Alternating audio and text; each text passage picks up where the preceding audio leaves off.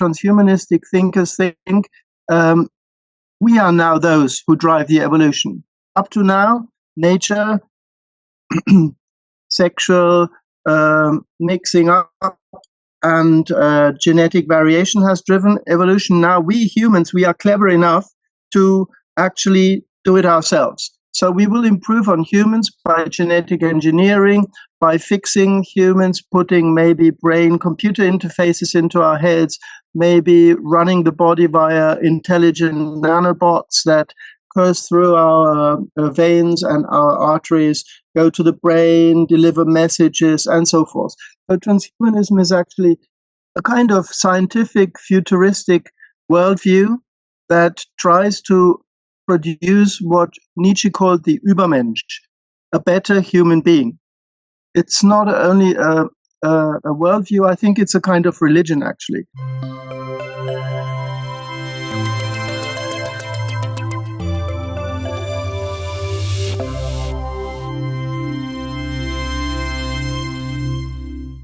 Harald Walach, it's such a pleasure to have you on the program. Welcome. Thank you very much for having me and inviting me on this.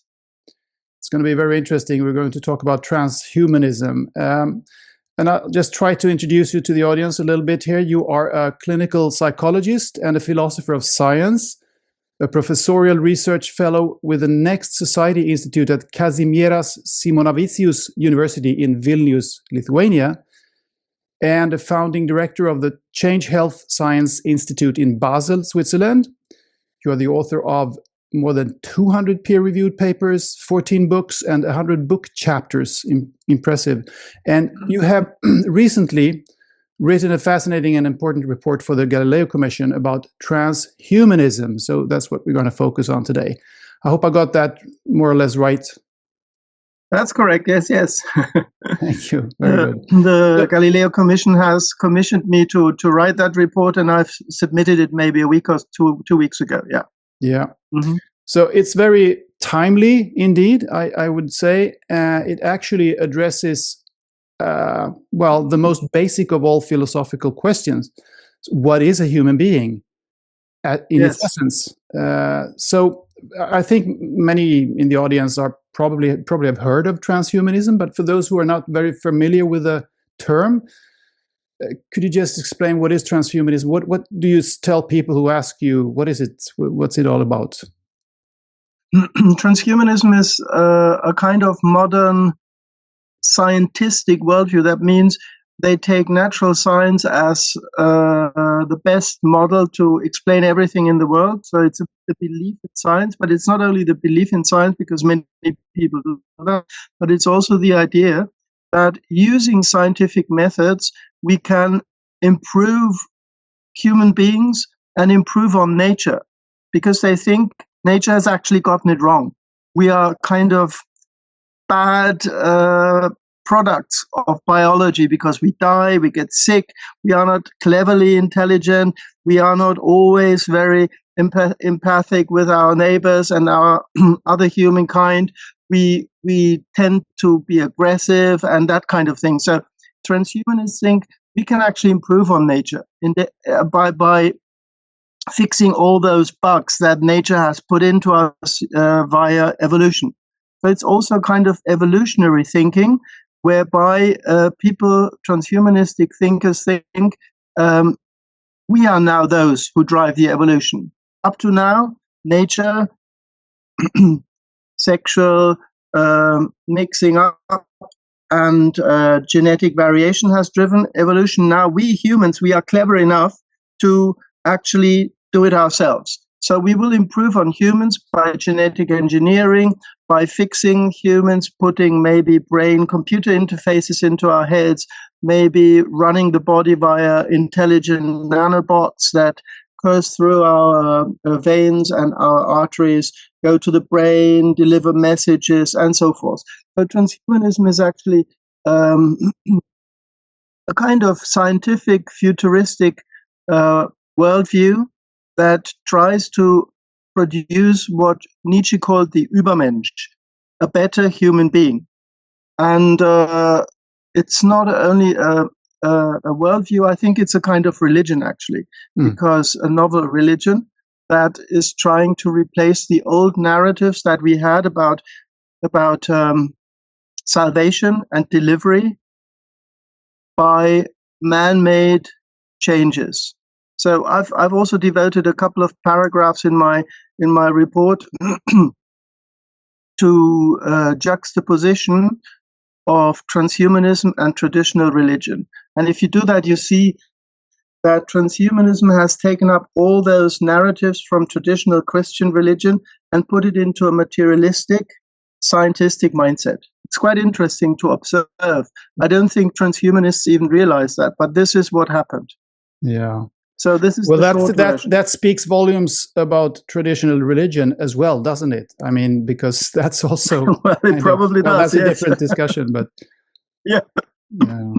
So now I know that you in the report you discuss this broadly and somewhat neutrally, but also I mean it's clear that you feel that there are large risks connected with this development, of course, and it's important that we discuss this and have an open discourse. But we have, I mean, if you go back in history, we have actually used technology to augment and enhance bodily flaws for a long time. I mean, from glasses to prostheses and pacemakers. So what is it that, why does transhumanism carry such high risks? Is what is happening now qualitatively different from what we have done before with our bodies?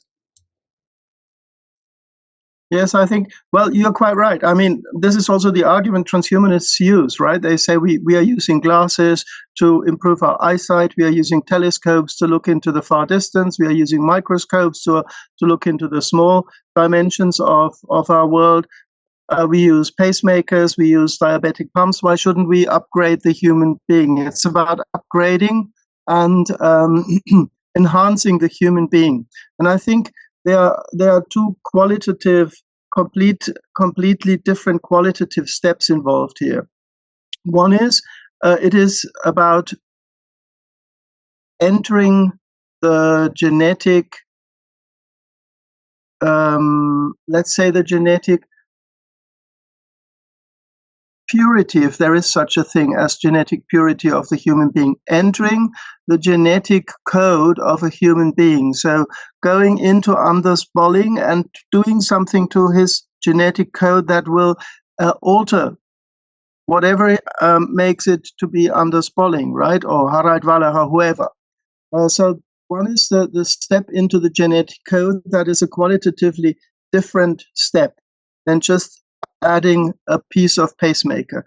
The other one is the idea of entering the human brain and doing something to it. I mean, we do that already with epileptic patients, right? Epileptic patients often have implants that give feedback to the body if an epileptic fit is going to happen. And that is something different because it's not altering the state permanently. But transhumanists would say, well, it's a little bit like that. We can just put brain-computer interface into the body, and then we will be able to do things that we can't do without it. So they see a continuum between therapy and enhancement. They would, for instance, say there is no distinction between therapy on the one hand and enhancement on the other hand.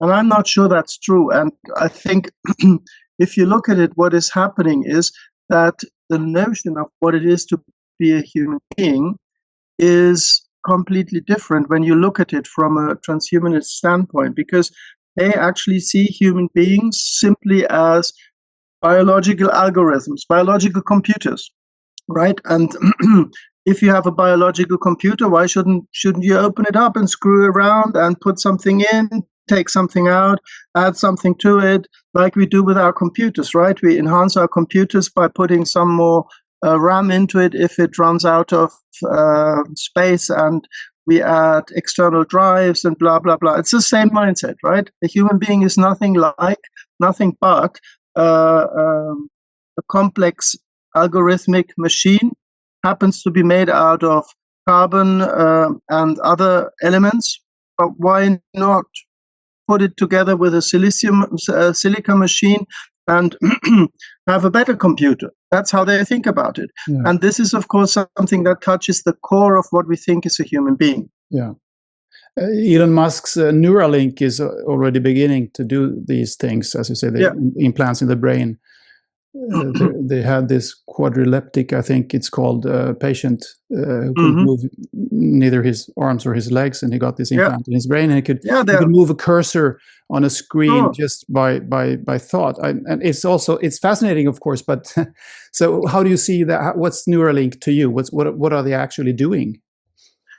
Well, one of my good colleagues who I worked with, Thilo Hinterberger, he was probably the first to program a brain-computer interface many years ago for his PhD project.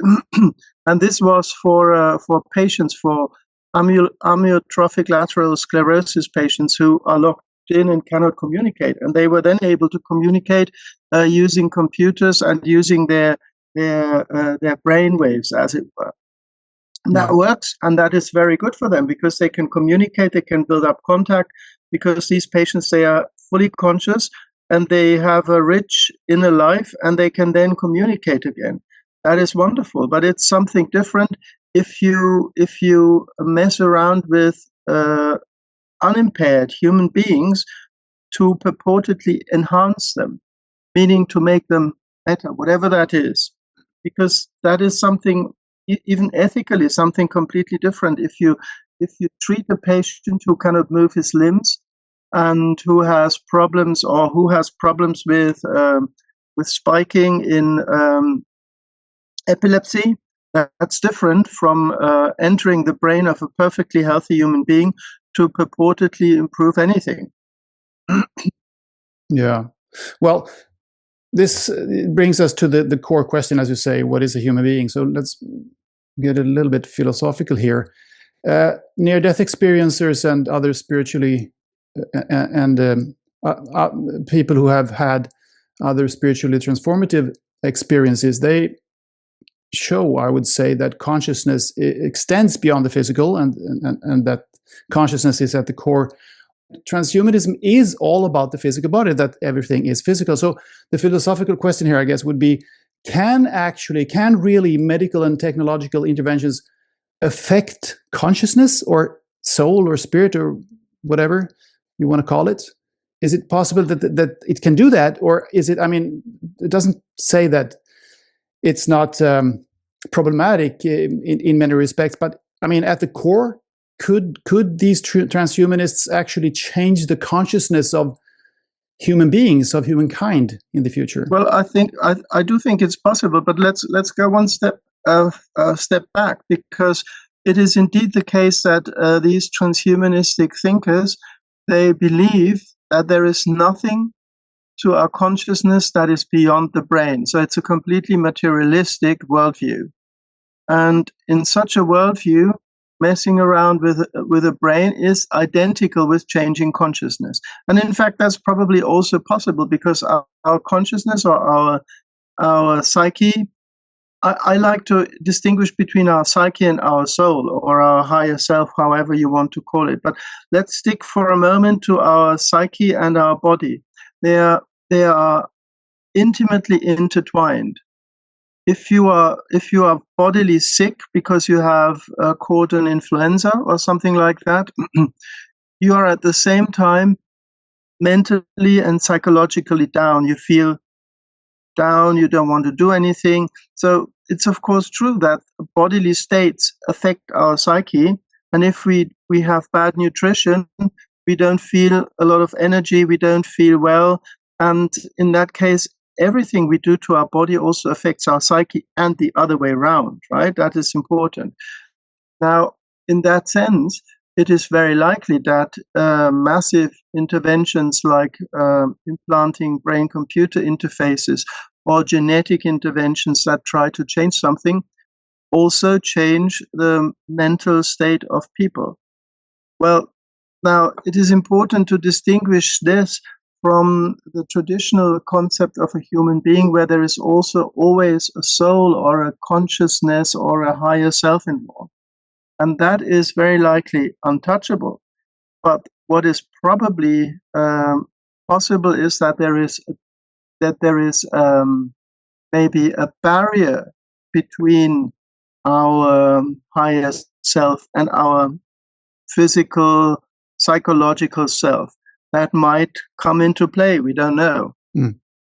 So maybe you can say that the segment, the section, the part of the higher self, the soul, the spirit, whatever you want to call it, that is in play when we are incarnated on this planet, is likely to be affected by these kinds of interventions because it's, as you say, closely related to the body, the physical body. So the psyche, or maybe that's the same thing as the mind. The psyche and the mind is perhaps the same thing. And we can for our purposes we can identify it. I think. Yeah. So the parts of the core, the parts of our core that is non-physical, but that is very connected and very much related to our lives on this planet, can very well be affected by transhumanist interventions. So. Is that what you're saying? Quite so, yes. Okay. And I think the decisive element is really, or the decisive question is really, what do we want a human being to be? What's our conception of a human being? Are we simply computers? Are we simply biological algorithms? Or are we more than that? That is the question. And I think transhumanism is a very clear materialistic philosophy that does not accept anything beyond the material realm. And in that sense, it's also a new religion because it's very vocal about it. It's very provocative about it. And I think we should also be very vocal and very provocative about it in saying, well, that's not just it, We are more than that. And I think, let me point out one thing here. These people, they make a category mistake. A category mistake is when we move into a different realm. Gregory Bateson has famously said, well, don't eat the menu for the lunch, right? Because the menu is not the lunch. And that is a category mistake. If you eat the menu for a lunch, you make a category mistake, or it's a good description of what a category mistake is. It's probably easier to explain that if we go back to Descartes. Descartes was the one who formulated the idea animals and human bodies are simply machines, right? That was extremely clever at the time because it brought science forward. Now, today, we think we are simply machines, and now we are making that category mistakes. To be like a machine is a metaphor that is useful if we want to treat, for instance, an accident, a trauma, or a shock or something like that. Then we use the metaphor of the body as a machine and we know what to do. But if we say we are a machine, we make a category mistake. And the same is true for transhumanists. It is useful for some purposes to say our brain works like a computer. But it is a category mistake to say our brain is a computer, because it may be much more than a computer. Yeah. And it's likewise a category mistake to say we are biological algorithms. There are biological algorithms active in our bodies, but we might be much more than biological algorithms. So what is happening here is that people are constantly making category mistakes, mistaking useful metaphors for the full reality. Yeah. Fascinating. There is, of course, an interesting debate or battle, you might say, going on around this topic in neuroscience, where they're trying to solve the so-called hard problem of consciousness. I mean, you said conflating the menu for the actual lunch is a category mistake. Of course, it's a very good metaphor, but you can also say that it's like looking into the brain and seeing that some neurons are firing when you feel the taste of chocolate. That's not, I mean, the neurons firing isn't the taste of chocolate. Obviously, everybody can understand that. It makes no sense to ordinary people to think that. But it's like as if some scientists think that this is actually the taste of chocolate. No, it isn't. It's what you experience. It's the qualia. So, yeah. Yeah. And the same is true here. I mean, we always, it's actually a very simple argument. Every scientific process, every observation, every experiment, every analysis, every modeling presupposes consciousness. Without consciousness, we can't do any science. Now, you cannot explain that what you need for something with the methods that you establish. So you cannot use what you need consciousness for to explain consciousness. It's simply it's a systemic reasoning. error. Like Gödel explained, or Gödel proved in 1938 that there is no system that can prove its own foundations out of itself. Right? We cannot use the same thoughts or the same methods, the same sentences of a system to prove the foundations of the system. And because we presuppose consciousness all the time in doing science, we cannot use science to explain consciousness. It's simply logically not possible, I think. But I mean, many people don't see that. Yeah, but it's really interesting. I'm with you, of course, but it's interesting to see where these neuroscientists are going with this now, because it seems as if some of them are actually changing position here and realizing that. I mean, they're going by way of panpsychism, perhaps, and then they're slowly. Many in the field are actually discovering that it's not possible to use a reductive method to explain consciousness via science, and then you can opt for various other metaphysical positions, such as panpsychism, or a model that Whitehead, for instance, introduced when he said that the smallest actual entities have both the physical and a mental pole. And this is useful, but I don't think that our transhumanist colleagues even go down that road thinking that deeply, I think. Okay, let's. I just want to ask one more kind of philosophical question here before we go into the nitty-gritty, if you will, of transhumanism and what you're trying to do. There is an interesting there's interesting research into our very deep history, and people are interpreting ancient texts, for instance, the Sumerian text and other Mesopotamian texts, and that that in this context, many people have found that there is something strange with the evolution of Homo sapiens compared to that of other primates. And these ancient texts that I was mentioning, they indicate that we are the result of some kind of maybe genetic manipulation a few 100,000 years ago. I don't know if you're familiar with this. I don't know that. You don't know that. Okay, so maybe I don't know answer that. this, because that would mean that we are, because just to back up a little bit, at the far end of the transhumanist vision is some kind of merger between human and machine, which would lead to a hybrid species, a new species in a way. But if this is true, that Homo sapiens is actually the result of some kind of genetic manipulation many thousands of years ago, or perhaps a million years ago, that would mean that we are already a hybrid species. So, but if you don't have any insights into that, maybe you can't answer that. No, I can't say anything to that. No. I'm afraid. Sorry. Okay. Because it's a fascinating topic in my view, but maybe I can come back to that in some other episode, perhaps.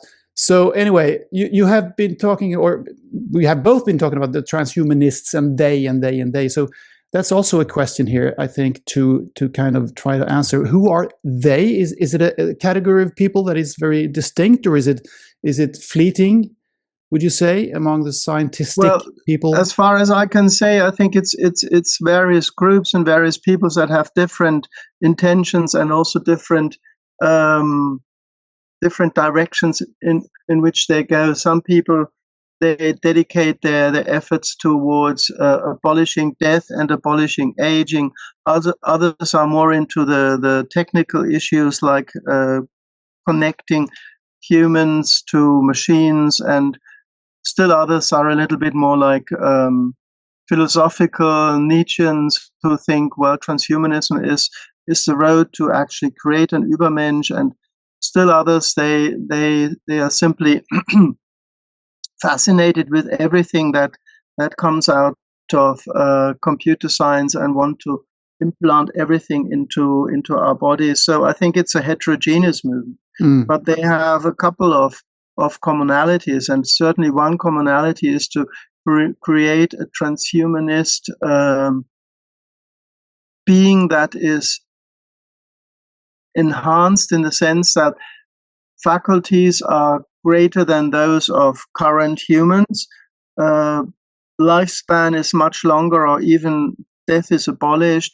And these are all kinds of commonalities of different transhumanist thinkers.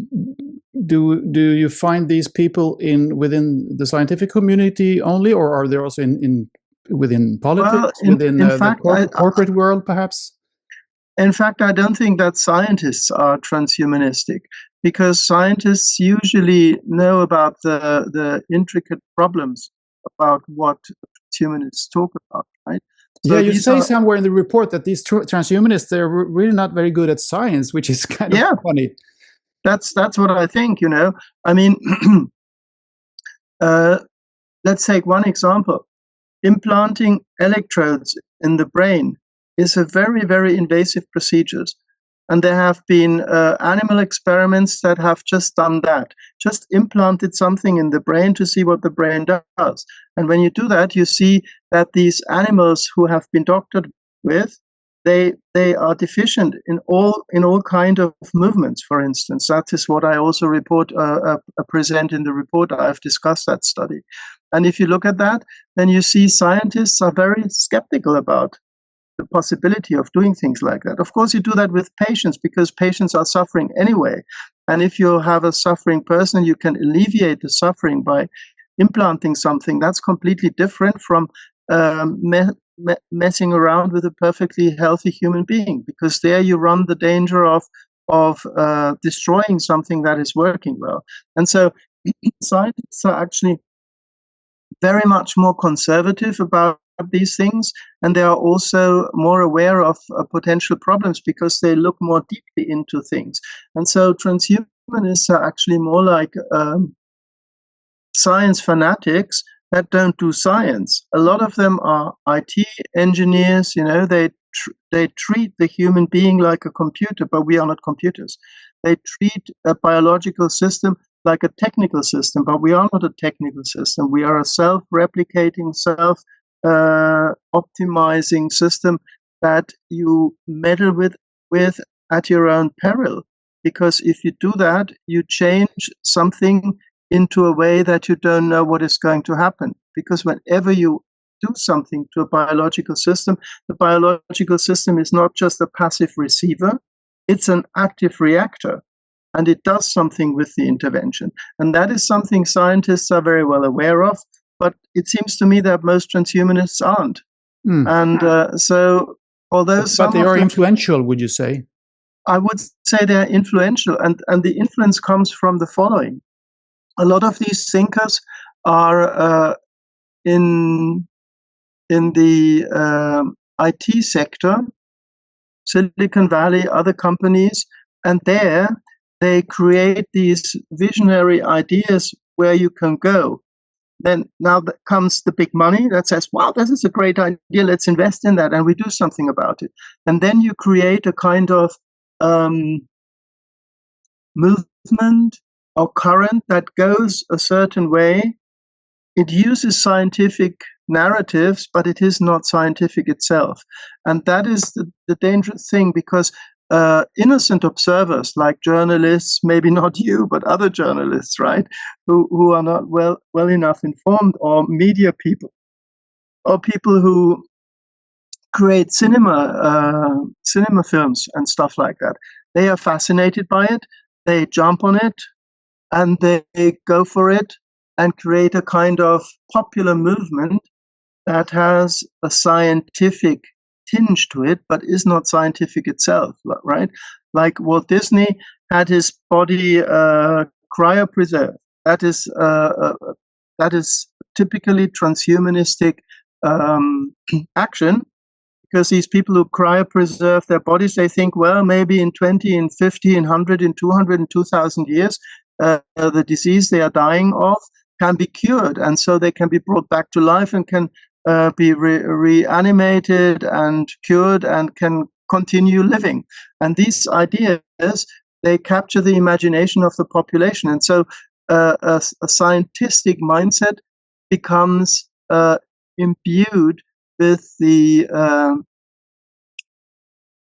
dignity of science, and people don't understand the difference. And that is what I find dangerous about that. Because if people just would say, well, look, we are a new religion and we believe in ABCD. If you want to join us, join us. But what is happening is that people say, we are actually a scientific group. We use science to improve the human being. And this should be done for everybody. That is the talk, see?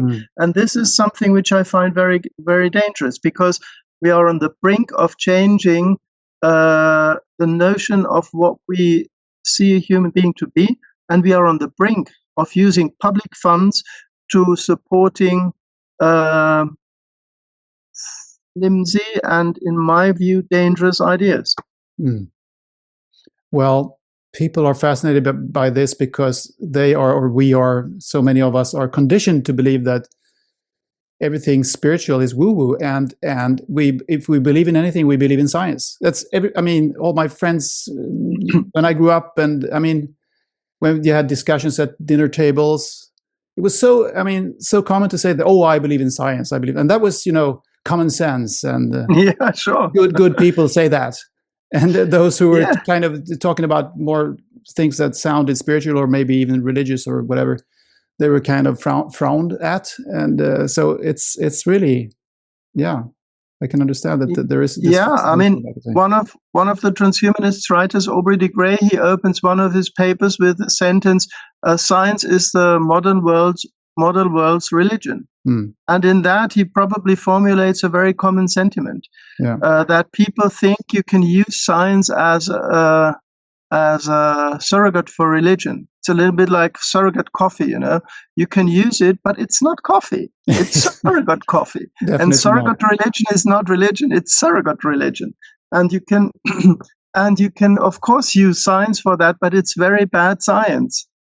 A colleague of mine, Steve Taylor, who is teaching in England, he once brought it into a very good little roman, which I quote, and this is: a Catholic knows he's a Catholic. A Hindu knows he's a Hindu. A Muslim knows he's a Muslim. But a materialist doesn't know he's a materialist. He thinks he's a scientist. That's brilliant. It's a brilliant thing, because that is exactly what is happening. People think they are scientists, but they are actually religionists using science for a novel kind of religion. And we should discuss, is it a good religion? Or what would be a good religion? Can we be without a religion? I think we can't. And I think we should be aware of the fact that we cannot be without a religion, and that we should be very wary of adopting faiths and statements of faith that are not very well reflected upon and that seem to be scientific but are not scientific. That is, I think, the danger, because a good scientist, he always knows what is the limit of his knowledge and of his power. But these people, they are not good scientists. They don't understand the limit of science. They don't understand the limits of their power. They actually adopt the properties that were formerly ascribed to an entity called God for themselves. Yeah, the all-powerful maker of everything. We are gods now in this view, right? Yes, fascinating. So in the report, you point out that medical interventions are at the core of the transhumanist agenda. Can you explain why this is? Well, if you want to enhance the human being, you have to go into the genetics, and you have to go into the body, into the physiology, into the brain. You actually have to understand a lot about that, which I think these people don't. But let that be on the side. If you want to enhance a human being, the crown road to it is genetic manipulation, and that is what is going to happen. if transhumanism is going to prevail. And we've seen that already happening in the COVID-19 vaccines, because these are genetic prevention technologies being masqueraded as vaccines. And so in that sense, I think we have already seen the gist of transhumanism in those interventions. Because if you want to upgrade the human being, you have to change the genetics, at least in the view of these people, right? And in order to change the genetics, you have two roads. You can use somatic genetic changes, that is, you enter into the body some foreign genes, as we did in the preventive COVID-19 vaccines. You had a foreign gene inserted into the body, and the body was forced to express that gene to create an immunological change, right? Oh, this is one way. Or you go into the into the germline, meaning you have a very only couple of hours old fetus with 4 cells or so, and then you go into those cells and you change the genetic makeup of those cells, and then the fetus will grow into something that has a different genetic makeup. So the gene therapy or genetic manipulation is the core road of transhumanistic enterprises. Yes, at the peril of angering YouTube's algorithm here, I would like you to to develop or what's the word?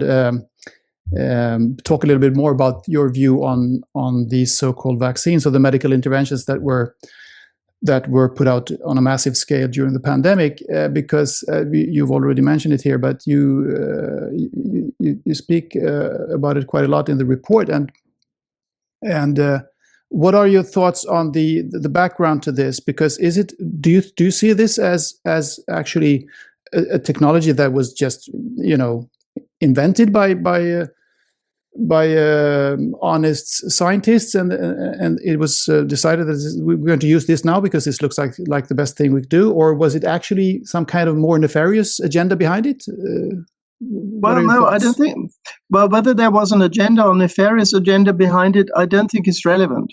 I think what is important to realize is that if an ideology has become so widespread as the scientific ideology, it is simply a natural following procedure to use that thinking in any kind that offers itself. I compare it to a mushroom, right? If you go into the forest in summer, you don't see anything, but the mushrooms are there. They are in the soil everywhere, and if the conditions are right, they come up. They pop up within a couple of hours everywhere, and that is not because someone planted them in the night. It is because they are there and they are coming up when the conditions are right. And the same happened here. I think the thinking and the ideology has been around everywhere, like the mushroom in the soil. And the pandemic created the conditions for those to come up. And then, of course, there were some actors probably who understood that very quickly and who created the necessary conditions for it. They put the junctions into the right directions. They put things in place so that it was possible to work it through, but the conditions were already there, and the technology was also already there.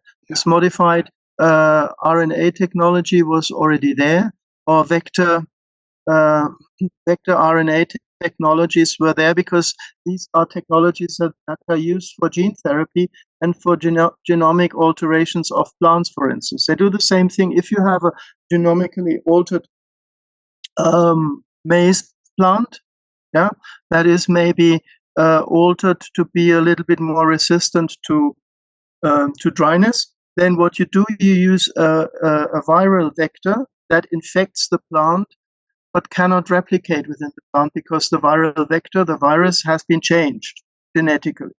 But it transports a certain gene into the plant and thereby alters it genetically. So this technology was around for many years already.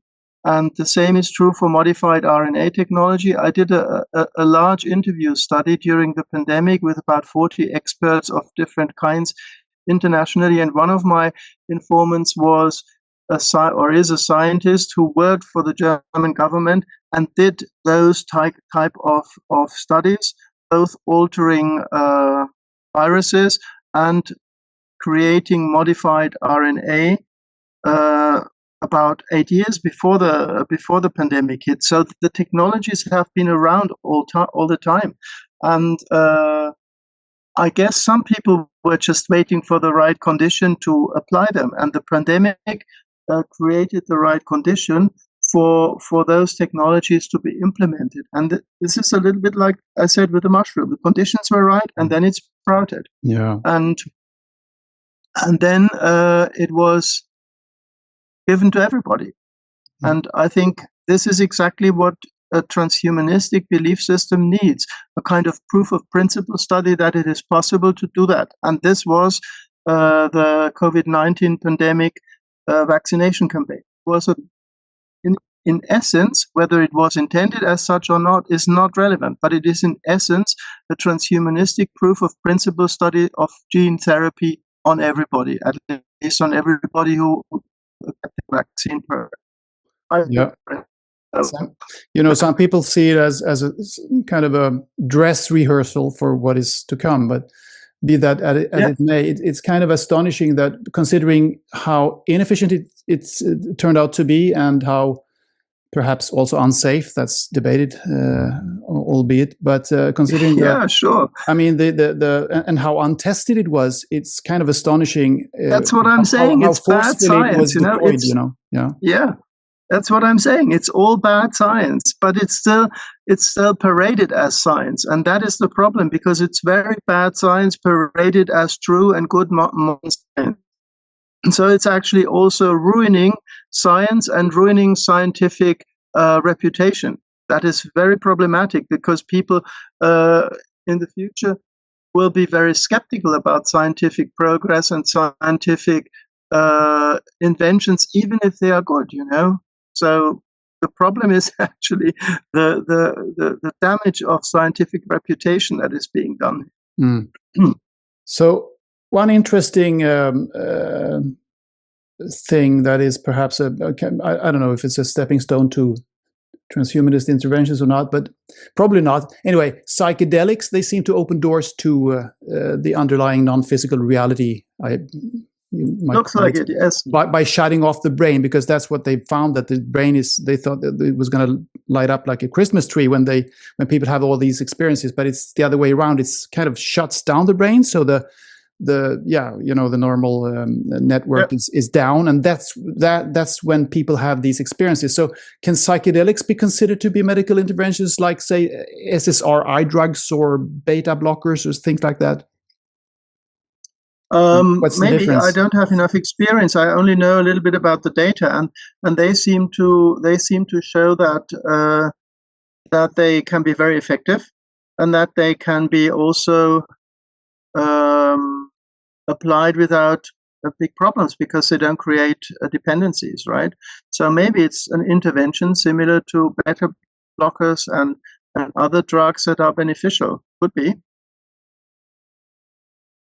Okay, because I mean, or I'm not sure whether I got your question right.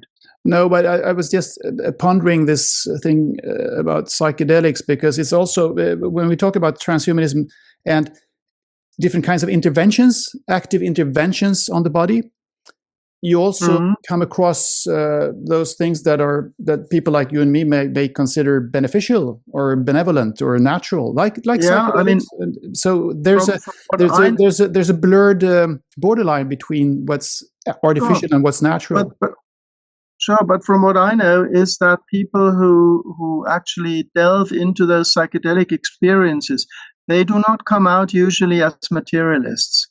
Yeah, they come out as wandering people, wandering and full of awe about the world and about the depth of the world. And I doubt that if you have that experience, you come out of that as a confessing transhumanist. I don't know, because I haven't seen any data, but I would think that these deeper spiritual experiences, they make people more spiritual or religious, if anything. I mean, there is this very famous Good Friday experiment of Parker, right? Where it has happened, I think, in the 70s or so in Yale, where this, I think he was a theology student or a theology PhD student. He gave LSD and placebo to his co-students who went to the Good Friday celebration in Yale. And that was a blinded experiment. And it was followed up after, I think, 10 or 20 years when he re-interviewed all these people. And those who had LSD during that celebration, they had very deep mystical religious experiences. Those under placebo didn't. And this single experience kept on for more than 10 or 20 years when Pahnke did his re-evaluation interview, and they felt this was the most meaningful experience in their religious lives. And they became very religious about that and were very deeply affected. And the same you see with ayahuasca users who go into a very deep state of being affected by that. So I think, if anything, then these experiences probably make people more spiritual and more wondering about the mysteries of the world and bring them out of a simplistic, materialistic mindset. That is my guess, but I have no primary experience myself and haven't done any research, so I would leave it at that. Yeah, that's a very interesting experiment. I hadn't heard about that.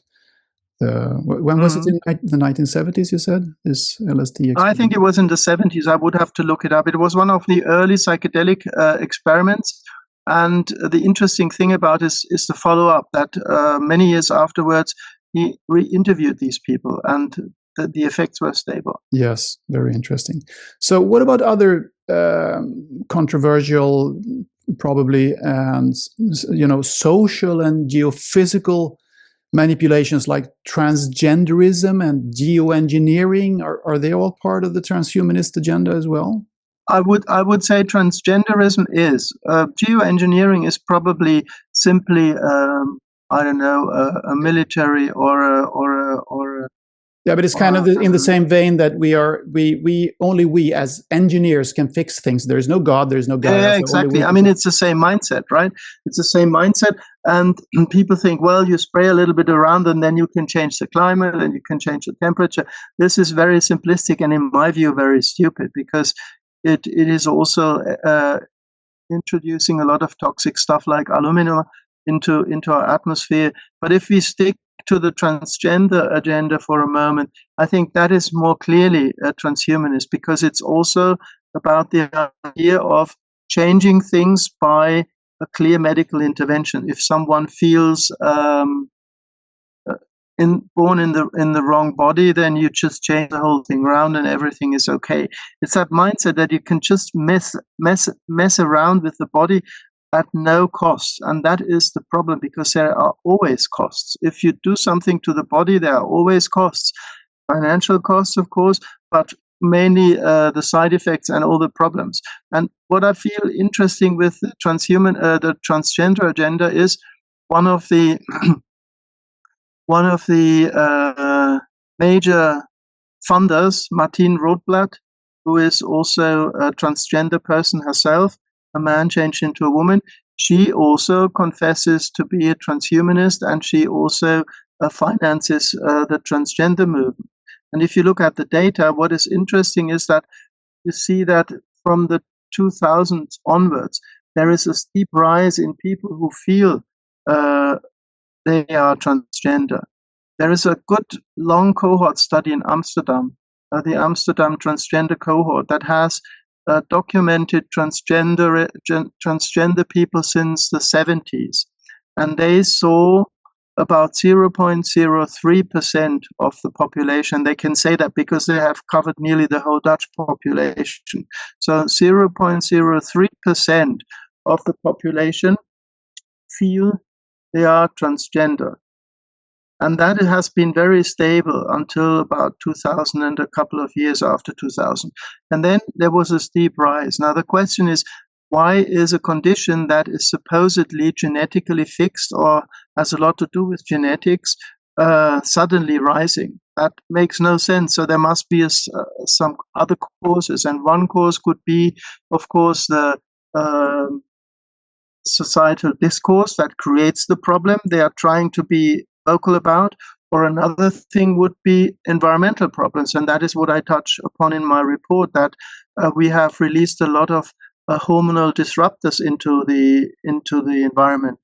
Hormone pills, for instance, in the wastewater, or atrazine, which is a very dangerous herbicide, has been released, and atrazine has clearly the potential of changing gender. That has been shown in animal models, and it is very likely that of pollutants in the environment actually increases in some people the situation that the clear gender that normally is part of our human makeup is changed. And so instead of looking at the causes, we are looking at a quick fix that creates the same medical machinery that we see in other cases. Because if you create such a medical machinery, you create profit, and you want to keep that machinery going because you want to keep your profits going, right? So this is hormones that people have to take all the time. This is operations, but the operations, they are just one point, but the hormones you have to take all the time. So you want to keep that whole thing going. So I think, yes, it is part of the transhumanist agenda because it's the same thing. We are the ones who can decide what happens to humans. Yeah. And we can change them at our will. Yeah. And we do not look at the costs. Social, biological, and physical engineering. That's the thing. Mm-hmm. So you also elaborate a lot in the report around the idea of abolishing death. Can you talk a little bit about that? Yeah. Well, I mean, materialists, physical death, obviously. Physical death. For materialists, physical death is the ultimate catastrophe, of course, right? Because then there is nothing left of me, because my body goes away, dies, disintegrates, or is burned, or whatever, and I'm gone. And so death is the full catastrophe, which needs to be postponed as long as possible. Now, there is nothing to say against prolonging the distance to death that is genetically fixed. And if we look at our genetics, to my knowledge, we can expect 120 to 150 years of life as an individual before we die, because then our genetic material will disintegrate and will not allow for further divisions of cells, and then we die, right? And transhumanists find that is a catastrophe and that should be postponed. Aubrey de Grey is the major proponent of that idea, and he has been vocal about it for a long time. Now, I think if you look at death and you think it is a catastrophe, you are actually making a mistake, a philosophical mistake. Let's put away the idea or the question whether it's at all possible. I'm not discussing it. Maybe we might be even in a situation to do that. Let's assume that. But what would happen if we were to abolish death? What would happen is we would have a large cohort of people that do not die. So we are actually increasing our population very quickly. Now, this won't come at cheap costs, right? Not everybody will be able to do that. It will be a small elite that will be able to do that. Maybe it's even half of the population, I don't know, but not everybody will be able to do that. Even you just have to think about the space, right? If you do that, you increase the population, and you by default have to prohibit procreation of the younger generation. So you end up with a gerontocracy, right? You end up with a gerontocracy of people who are unwilling to die and try to live on forever with the very same mindset as a rule. maybe some people will change their mind and will have new experiences. But as a rule, we tend to keep the mindset that we have developed during adult life for a long time. So, and as a rule, if you look at innovation, those who bring in innovative ideas are the young ones. Studies of Nobel Prize winners show that they had their ideas in the 30s and developed them on through their academic life and their professional career until they got the Nobel Prize. But the ideas are usually coming from the young ones. So if you develop such a gerontocracy, you are actually by default battling the principle upon which transhumanism is predicated, namely the evolutionary principle, for one. And the other one is that it is a social disaster because you create an elite that then will bring in fascistoid structures, because you can only prohibit procreation by dictatorial means. Yes. So you have to prohibit procreation if you want to keep world population stable, for instance, right? This is simply a nonsensical concept. And if you think of it from a philosophical point of view, what makes our life valuable is that it ends. Because it ends, and because our time is finite, we have to decide. We have to decide who we want to live with. We have to decide where we want to spend our days. We have to decide what we do during a day, and we cannot do everything for forever, because our lives are finite. And this finiteness of our lives gives us value, gives us meaning, and produces what is really, really dear to us. So a life that is not ending is actually a nonsensical concept in my view. And there is only one thing in biology that is everlasting, and these are cancer cells. So this is a cancer vision, cancer-like vision, and a nightmare, really, what you're describing. Yeah. Yeah. So as you say, if we never died in this physical life, we would never have to decide on anything, make any decisions. Well, we may make decisions, but it's without any permanent value. Yeah. Right. Yeah. Yeah. No, sounds like it's not really well thought through, or maybe it is, and they want this. It's bad science, and it is bad philosophy on top of it, you know.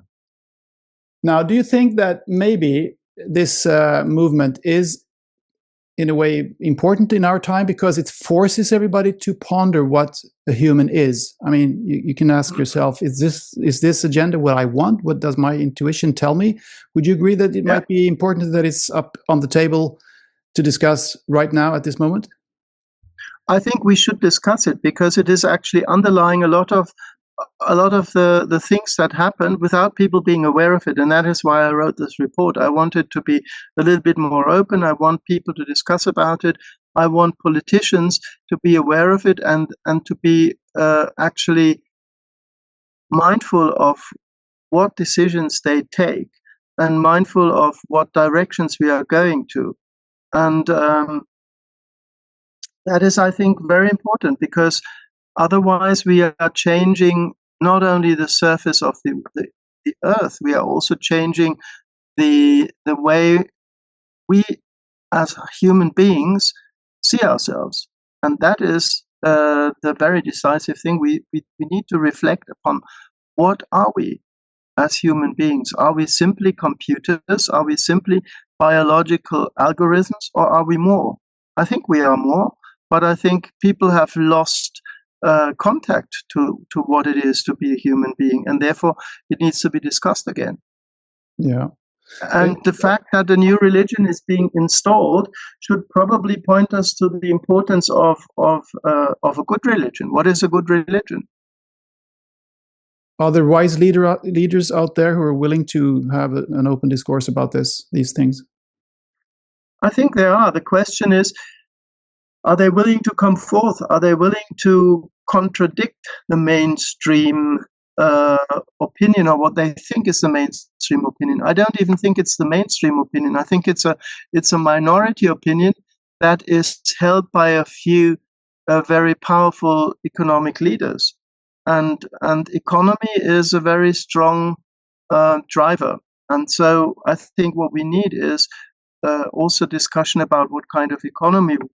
But I can't enter that discussion because I don't know enough about economy. Yeah. But we certainly should have that discussion. Well, if it is a minority opinion at the core, that's also a question here. I mean, does this transhumanist agenda have sufficient support in the general public to be realized even?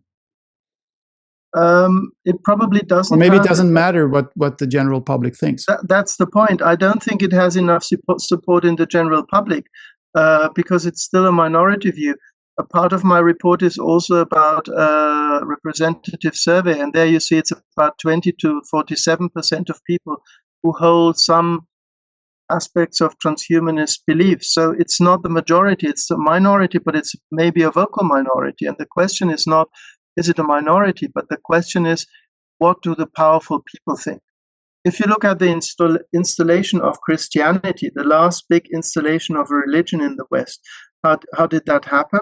There were a very few very enthusiastic believers who we call apostles and martyrs and the people who brought the faith to the northern countries. For instance, a couple of people, they convinced the kings, they convinced and baptized them, and they put everybody else into the rivers, and they were baptized, and Christianity was installed, full stop, right? It took a couple of 100 years before people eventually realized what had happened, but that is how a religion is installed. You have a couple of faithful believers who go to foreigners to convince people. They convince the powerful, and the powerful convince the rest. And therefore, it's not relevant what everybody thinks or what the majority thinks. It's relevant what the powerful people and those who have the economic clout think, because they are the ones that matter. Well, you can always have protests and opposition, silent opposition. But you can always down the protests, as we saw during the COVID times, right? Yeah, that's true. So do you think there's room for some, I don't know, compromise perhaps? Because, of course, the materialist visions of a better world is through tech, as you say here. It often sounds a bit similar to the visions for humanity of spiritually oriented people, which is interesting. Oh, the goals are the same. But the latter, of course, believe that we have this innate capabilities that we have dormant but can be awakened. Do you think it's possible to convince some of these people that are on the materialist side that maybe we don't need physical interventions for all these enhancements that we're looking for, but maybe we can actually enhance it through inner means that we have innate, that there can be some kind of compromise? Would that even be possible? I think it's pretty sure that that transhumanism and similar ideas, they are materialistic forms of spiritual teachings or religious teachings, right? And the question is, in the end, are we willing to accept a transcendent realm that is beyond our human grip, as it were, which we cannot dominate, which we cannot change, but which is the template for what we do in our lives? That is the decisive question. And I don't think there can be a compromise in the sense that you can mix these two, but there can be an awareness of the importance of that spiritual domain for many people who are a little bit unclear of what is happening there.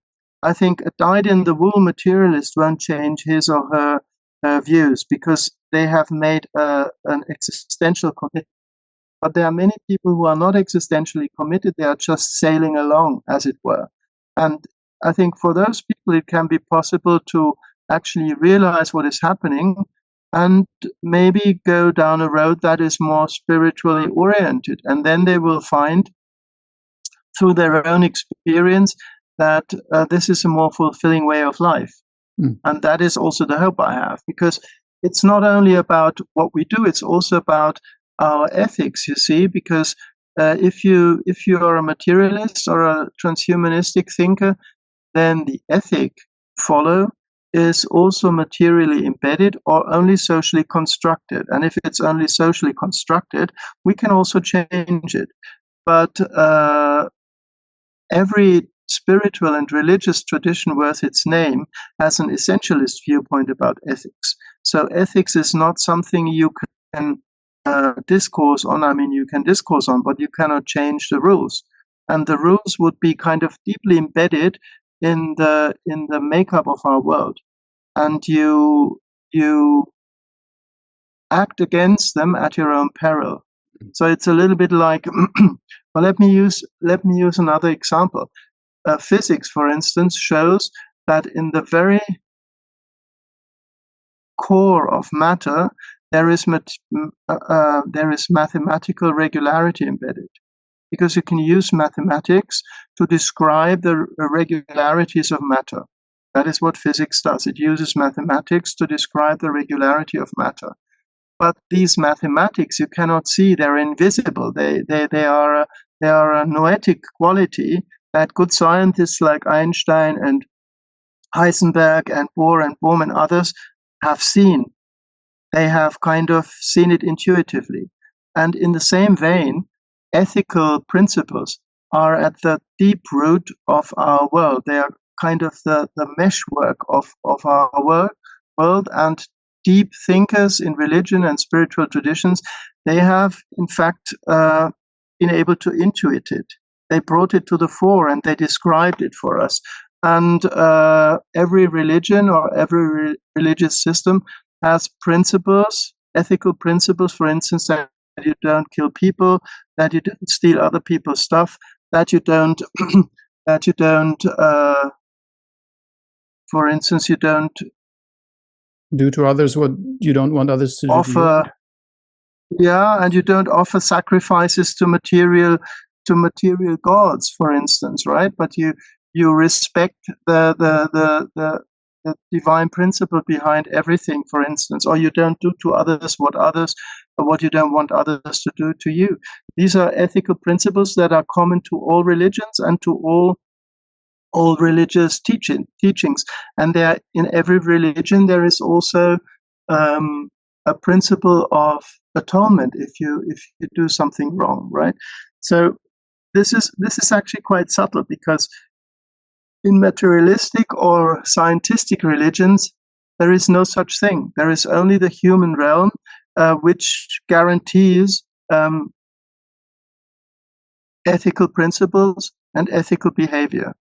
And that is also something which I think is different in a spiritual view of the world. And so I think there is no compromise between these two. There is a decision between two different types of views about the world and about our human being.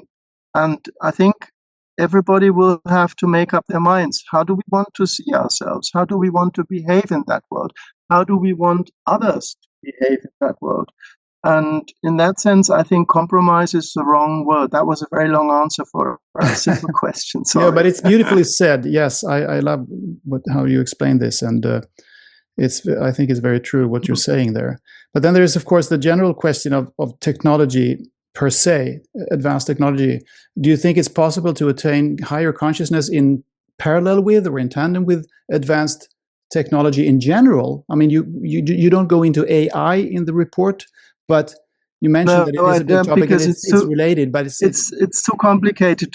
I think it's really complicated. You have to know a lot, and I don't know enough about it. So I'd rather not discuss AI advanced technology in general, and in parallel with attaining higher consciousness. I think it's worth discussing. And I'm not an enemy of technology. I mean, I'm using a computer here, and we are using Zoom to do that interview. That's all technology, and I find it sometimes very useful, but sometimes I also find it very disruptive. So, for instance, I don't use smartphones because they disrupt my state of mind, and I don't want that. I don't want to be reachable at all times. I don't want to be bombarded with information at all times. I want to be able to keep my conscious state under control as far as I can, you know. And I think technology is very alluring. It allures you into the illusion that you can do more with your time, that you can do more with your consciousness, that you can connect to more people. But I think it's an illusion, because we have certain limits as human beings, and it is not only good, it's also healthy to acknowledge those limits, because if you don't acknowledge those limits, at one point you fall inevitably in a kind of burnout syndrome, because you do too much. You have too much information. You're flooded with information which we cannot hold. And I think it's a wrong approach to think we have to increase our capacities. We have to sleep less to be able to make more of our day and that kind of thing. I think it's actually dangerous. So if we can use technology wisely, then it can be very helpful. But the emphasis is wisely. And wisdom is not something that comes to you from technology. It comes to you from a kind of inner orientation or inner compass that tells you what is good for you and what is not good for you. And in order to do that, you need some time. You need some time off information. You need some time off technological gadgets in order to anchor yourself in yourself, and then you know what is helpful for you. And then you can use technology, but wisely. Yeah. And I think that's the decisive point. Very well put again. Then, of course, technology can be many things that aren't directly connected to our consciousness and inner lives, like, you know, transportation or energy systems, for instance. I mean, I think it's kind of ridiculous that we're still burning coal and oil and even, you know... There may be cleverer ways of... Even nuclear power is pretty Stone Age, considering that energy is everywhere around us. And why can't we harness the energy that's everywhere in every particle? There aren't even any particles. It's all energy vibrating. Well, so yes, why can't we harness that? That's stupid. We may be able to do that, and in that sense, technology can be very, very useful. But I think you need a kind of inner compass to decide what type of technology is useful and what type of technology is more detrimental to your life and to your inner values. And so, yes, of course, technology can be very useful, but not every technology is good per se. It depends on your standpoint. It depends on what you use it for. It depends on how you use it. I mean, you can use the same technology to produce sewing machines and machine guns. It's the very same technology, but one is destructive and one is useful. Exactly.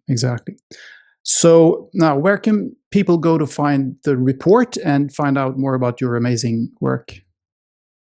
The report is actually on the website of the Galileo Commission. It's just galileocommission.org. And there should be the report. I haven't checked whether it's already uploaded, but should be these days. And I myself, I publish in the scientific literature, and I blog about whatever I do on my website, which is harald-walach.info in the English version, and DE in the German version. Harald, thank you so much for taking the time to be here, and good luck with your important endeavor. Thank you, Anders, for having me, and all the best.